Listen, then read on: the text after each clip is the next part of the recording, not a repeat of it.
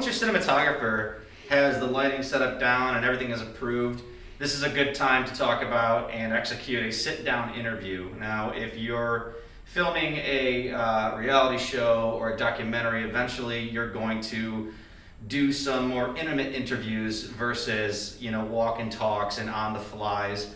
These interviews, known as SDIs or sit-down interviews, are generally meant to really dig in deep to get to know the characters or to recap some of the things that you've spent time documenting. So, once you're lit, generally speaking, your field producer, your director, your interviewer sits on the key side of the camera. When here, there's usually a couple of things that you want to do, a couple of things that you want to instruct your talent. Hi, talent. How are you? Good. How are you? I'm good. Generally, what we like to do first is we ask our talent's name. We get the very basic information down. Get that at the very front. What's your name? And tell me where we are. I am Destiny Dunn, and I don't know where we are. I'm just kidding. I'm Destiny Dunn, and we're actually at the Flint local.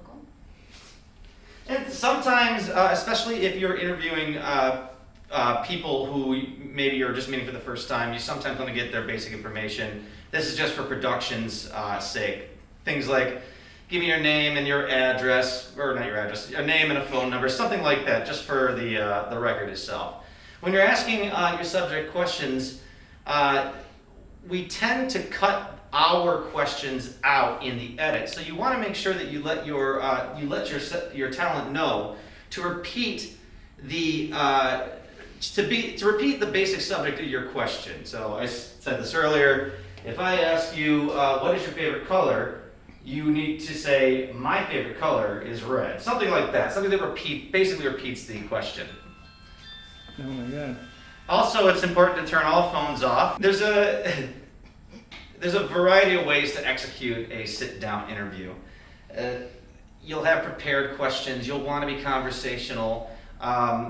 There's not necessarily a right or wrong way to do it, but just remember that you're digging in.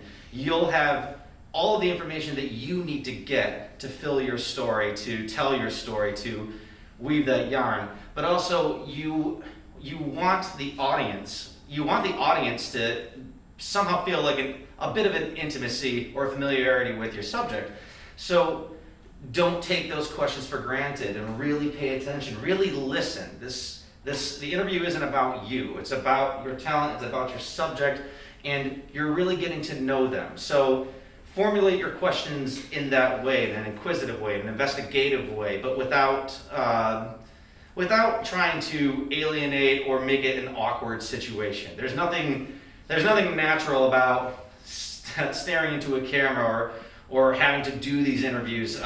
So, the more you do those interviews and the more conversational you can get and the more in tune and thoughtful you are about those interviews, the better the responses you're going to get and the easier it is for your talent to become a little looser, to become a little bit more willing to open up and to talk to you and not to the camera and not be aware of the camera.